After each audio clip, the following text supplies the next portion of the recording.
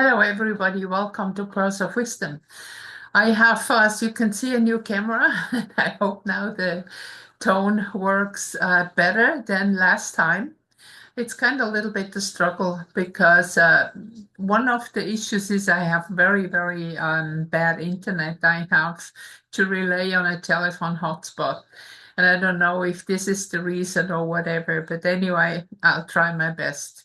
So I have a card reading for you today. It's kind of okay. Well, I show you the picture, then you know what I mean.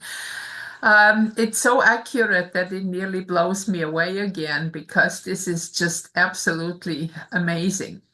Now, guess high tension. Haven't you figured that out yet? Well, I did, definitely did. I was reading a lot of information of what's going on in the world, and I was also reading the weekly report from Benjamin Fulford, which I really recommend because I follow him for many years and he's always very accurate from what is going on. And he has information from behind the scene that um, are kind of mind blowing. So you can see that what happened in the last few weeks, we come into that high tension, and the high tension is definitely one part of it because of a certain group of humans who have controlled, or maybe they're not so much human at all, they have controlled humanity for so many years, and now their whole um, scheme is falling. Now the truth is coming to the surface. The false matrix is being dismantled. Truth is coming to the surface, and this is what we see now is just really the surface, and that is what you can see in the second card here about survival.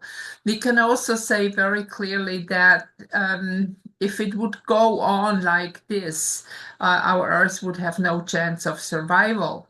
And it's not just because of physical pollution in that way, but this card also is very much connected with emotional and mental survival. Because I can see, especially here in this area, that the brainwash is so massive and so deep that a lot of human beings they are like numb. And I went through a period myself last couple weeks of a certain numbness that I have to step back and I have to look and observe what's going on. Because, see, now here, when you look at the card, there's no head anymore. The head is totally blown away from this high tension. Because I think from a mental and also emotional level, we cannot even digest anymore what is happening. We cannot see that there is so much going on that a normal human being cannot catch up anymore. So things have been sped up so much since especially 20th of January that we cannot fathom anymore what is going on. And I think I have said that many times, and I think I need to say that again. Nothing is as it seems to be. And this is really a key for our survival in the moment. You can see here are some plans, and that card is indicated that despite it, everything looks polluted and really bad. But these plants are surviving. Nature is surviving. That means we are surviving, but all that negativity that is coming to the surface might, for a moment, even suffocate us, or um, it really goes on the nerves. And all we have to do now is really to take care of ourselves. It is important that you nurture yourself in that moment of time. Don't try to help others. This time is over. We don't need to help. We need to see what's coming to the surface and deal with whatever is coming into our life, what is just right in front of our door, and nothing further. So what is coming on? What is going on? It's good to be informed, but more like an observer. Don't go into the details. Whatever needs to be in your life will come by itself. You don't need to go out and search for it. It's good to have the information, but it's not good to be active in that way. If you are just like me, I'm sitting here, I have done work for 4.5 decades, like teaching and so on, and healing and whatever. And I know now this is not the time anymore to do so, because now people have to take responsibility for their own lives. And with the word responsibility comes response ability. Now it is our ability to respond what is stepping close into our life, meaning we don't need to go and even need to um, work with other groups or whatever. We have to hold the light. That's the only job that we have in the moment. Like, even be careful with prayers. Prayers can be a very, very evil trap. Because I think, for example, that this person or that person should be healed or should be whatever. I pray to whatever I believe in. For example, please give that person this and this, or heal that person, or whatever. But again, this is not my business. This is not what I am supposed to do. I am supposed to just be light, be the sun. The sun is not going around helping people or putting a little bit more light here or there. The sun just shines. And this is what is that divine presence within us. We just have to shine. And whoever is stepping out of the shadow into our light, we will see. And these people who come, who ask questions, these people who are willing to look at the reality, what they need to do for their survival, then we can give advice, then we can talk about things, but don't preach. It's not the time anymore. And in that way, just shine the light, take care of yourself. Because remember the stories about the guy who is drowning in the water, and the other guy jumps in and drowns too. So this is not the way to do it. We have to, if somebody is shouting and asking for help, we have to throw that, what do you call it, that lifesaver ring or something, but not jump into the water ourselves. That will not help anyone.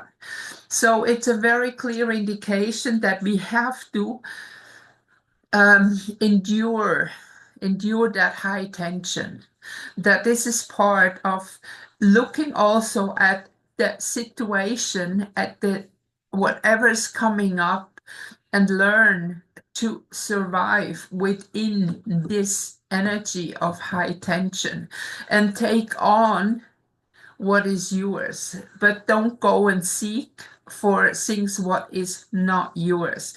And the last life left, the future, is a beautiful card, and this is showing that we have already made the decision deep inside, or humanity itself from the rising consciousness has already made the decision and is on the way towards that last laugh. That means the final victory over the negativity. And you can see here the axe that has chopped off the head, which represents the mind. And here is no head either. So the transition from moving away from that mind thinking, from that brainwash, from all that what happened the last couple centuries, actually, not decades. This is now being erased. This is being kind of burned in the factory here in the background, and the smoke that's coming out is all that smoke that has been um, pushed into our brains that we don't see the truth, that is like that cloudy brain. And here we see the cosmos in the background, we see the laugh, the mouth, just like that last laugh, and the nothingness, the void, that is the base that we can recreate everything anew.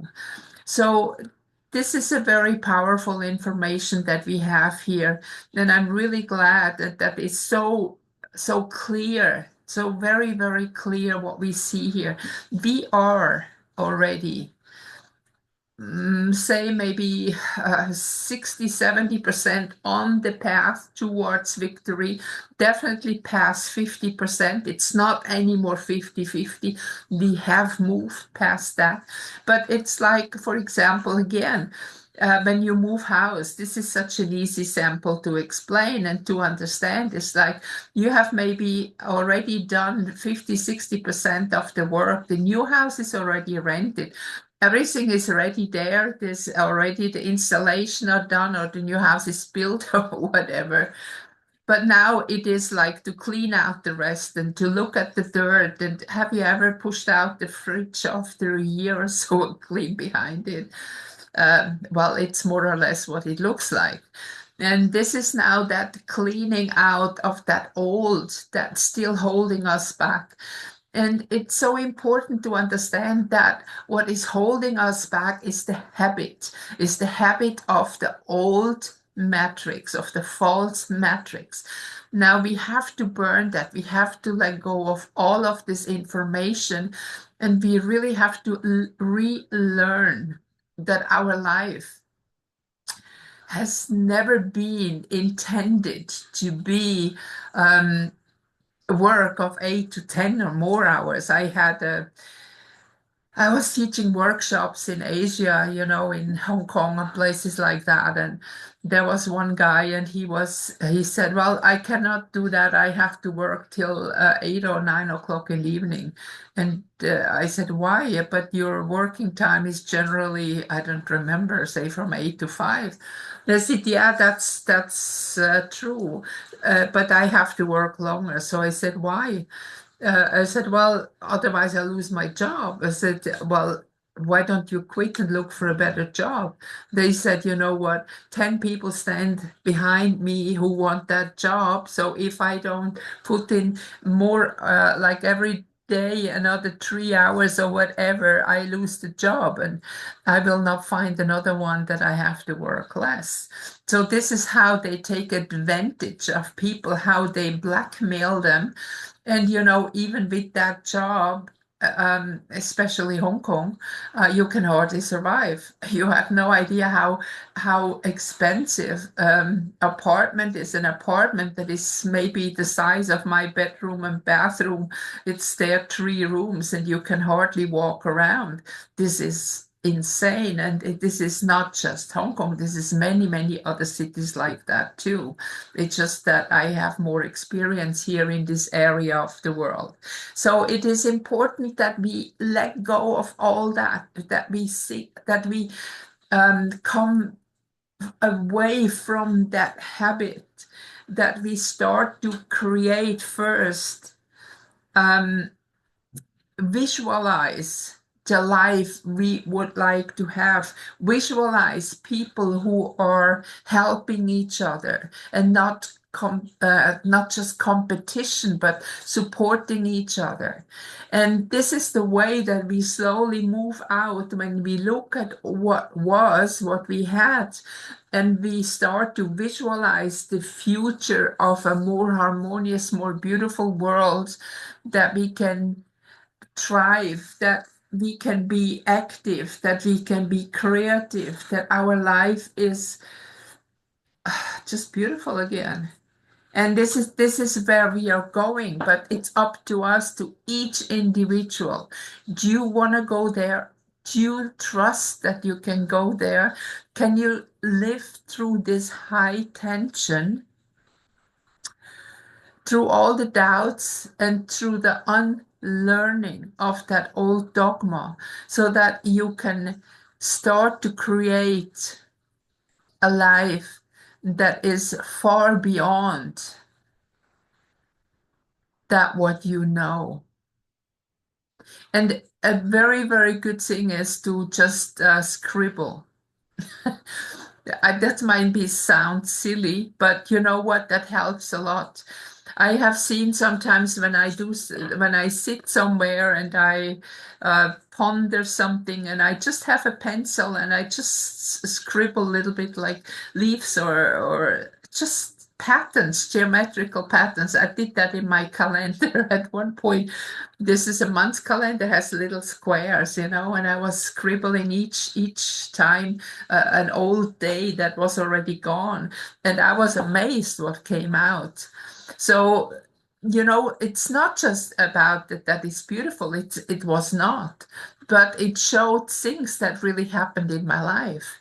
It showed me difficulties that I had or anger that I had that when I suddenly made forms like and it came out when I looked at it afterwards. And it was always according to the day. So maybe you buy a second calendar.